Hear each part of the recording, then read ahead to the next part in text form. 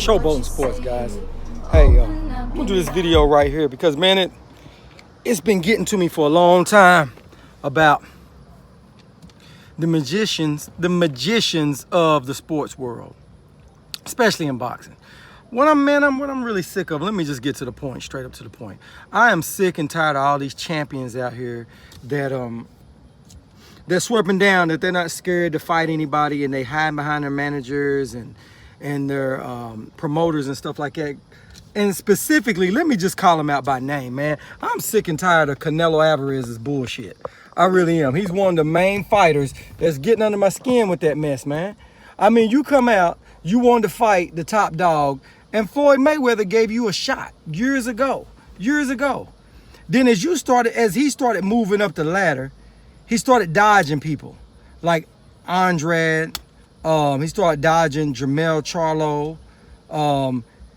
It took him a minute, but he went ahead and fought Triple G. And to me, what Canelo does when he fights somebody that he used to do, when he used to fight people, you could tell he would do something totally different than what he was used to doing. Like, he wouldn't follow the same exact format.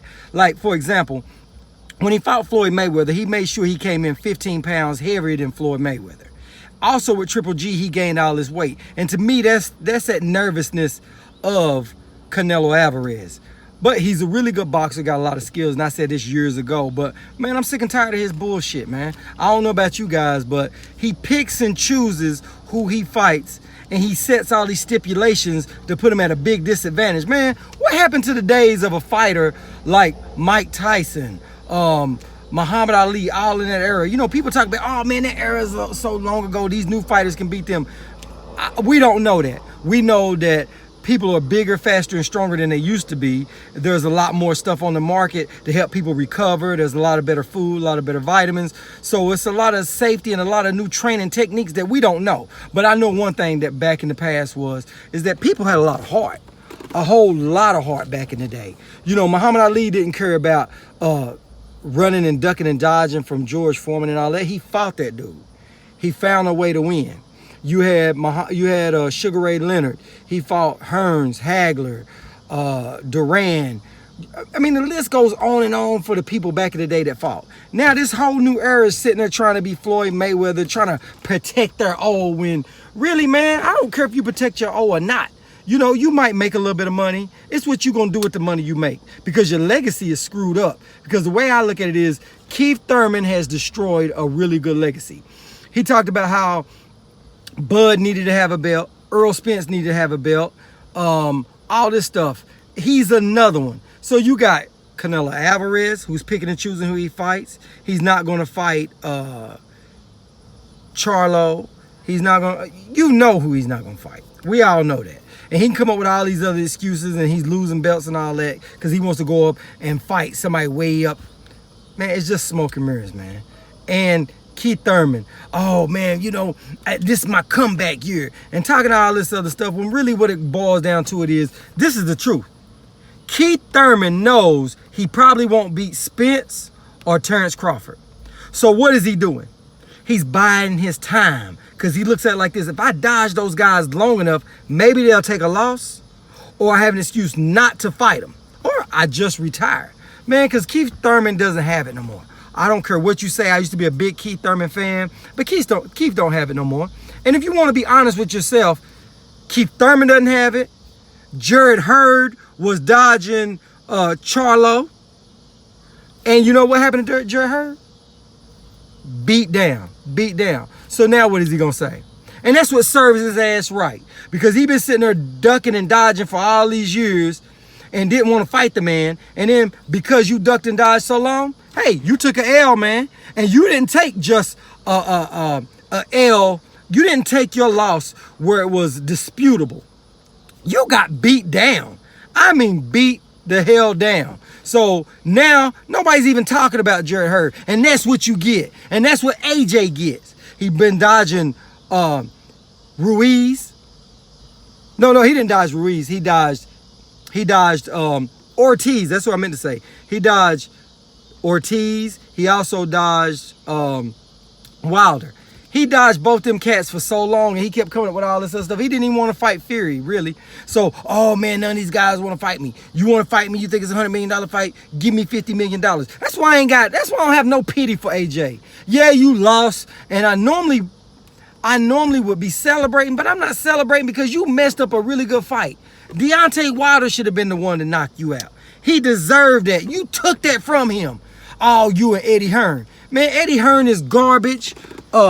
Man, because the thing about Eddie Hearn is he's stepping over dollars to pick up pennies. He's too busy trying to control the market than promote fighters and do fighters right. He's not putting that kind of money into AJ. You know what I mean? And he definitely wasn't trying to put that money into Dylan White. So it brings me back to saying this whole boxing thing is all smoke and damn mirrors. It is. And a lot of these promoters are stepping over dollars to pick up pennies. I feel Al Heyman is doing it right. Because when you look at it, if everybody's running from Bob Arum, there's a reason why they're running from Bob Arum. And it's in the cards. It's funny how, and I'm going to do another video on that, on how Bob Arum and Al Heyman, De La Hoya, Eddie Hearn, all the top guys, the main one that's doing everybody fair is the black man. Isn't that wild? No matter what you do, you disrespect all the black boxers. Everybody disrespects most of y'all the black boxers. They really do. Then all the promoters definitely disrespects them. They don't push them. They dodge fights with them. They pick and choose which one they fighting at the time. I mean, it's always like a chess match with these guys. And I understand it's business, but I'm going to do a video on that. So you guys make sure you like, subscribe, and share. And hit that notification icon. So when I do that video on it, this way you guys can give your comments and your rebuttals to it. But anyway, back on the subject of these guys, these smoke and mirror champs. Man, they all smoke and mirror champs, man. And I don't care which one of these guys you root for, you love and all that, but Canelo Alvarez got caught with PEDs. They bent it. The WBC bent the rules or whatever. You know, I ain't gonna say bent the rules. They showed him special favor. So much so now they gave him a franchise belt. And I understand this is a Mexican organization, and you guys are blatantly doing this. And you had the most prestigious belt. Now, I don't feel the WBC is the most prestigious belt out there anymore, and I'm going to do a video on that one as well. But anyway, guys, that's about it, because I can go on and on about all these champs out here ducking and dodging. You know, a lot of people said Floyd Mayweather done it, but when he was Pretty Boy Floyd, he fought a lot of undefeated champs. A lot of them. And you can't say that this man is a paper champ. And I don't just look at it his O on his record as being his best accomplishment on all of that. I give him accomplishment because he fought a lot of good champs. And he also, you know, for a while there, I was upset that he wasn't fighting Manny. But he did tell Manny, he said, look here, Manny, if you'll take a drug test, I will fight you. If you'll take the VADA testing. And Manny refused it. Manny ended up taking it later on down the road. And I can't say Manny is juicing or any of that stuff. I don't know. But I know Manny is in really, really good condition. And that makes people feel that you own something, because the average boxer, the average person that works out doesn't have those kind of results that they're having. You know what I mean? And all Mayweather said was, let's make sure it's a level playing field. When you have a boxer that says, I'm going to get tested, you get tested, let's fight, then do it. You know, but a lot of that was Bob Arum. A whole lot of that was Bob Arum. And that's why I say it goes back to Bob Arum and them other promoters. Those guys are helping this whole smoke and mirrors, because at the bottom line equals their bottom dollar. They make so much money off the people that don't know nothing about boxing, and the people that fall into it, and the people that judge and root for a fighter on the color of their skin. And I'm going to repeat that. They get a lot of their fan base who root, hoop, and holler, support a fighter because of their skin tone. You know what I mean? And it doesn't matter who they fight. You know? It doesn't matter that Triple G wasn't fighting anybody. I do give him credit for fighting Canelo Alvarez, but what about all the other people? You know, Canelo said right now that he'll give him another shot at the title if he goes and gets a belt. All he had to do was go fight Charlo. But he didn't want to do that because he knows what the outcome is.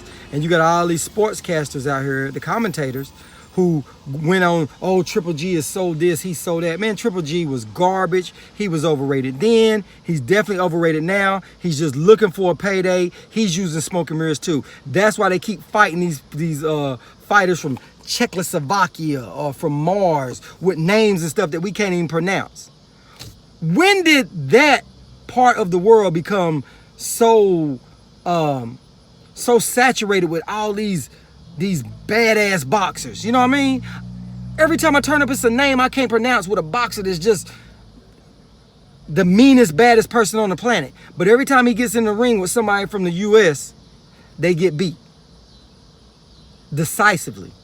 So it goes back to say that boxing is full of smoke and mirrors. At the end of the day, the bottom line is these promoters out here are protecting their fighters, that's protecting their dollars. And I'm not fooled by that crap.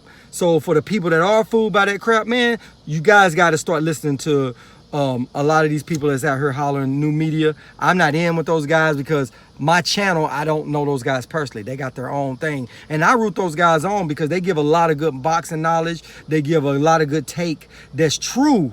That's what's coming out, and not the smoke and mirrors that the old HBO used to portray. So, but anyway, guys, that's it. Straight from the hip. No chaser. So like, subscribe, and share, and hit that bell icon, the notification bell, so that way when I do these new videos, you guys can give me your response. Tell me what you guys think about it. And plus, we can just keep the dialogue going, because at the end of the day, man, we putting our money out here. We also rooting on for these fighters, and I want to see these fighters get paid, have a really good legacy, and go down to the Boxing Hall of Fame. So until next time, guys, I'm out.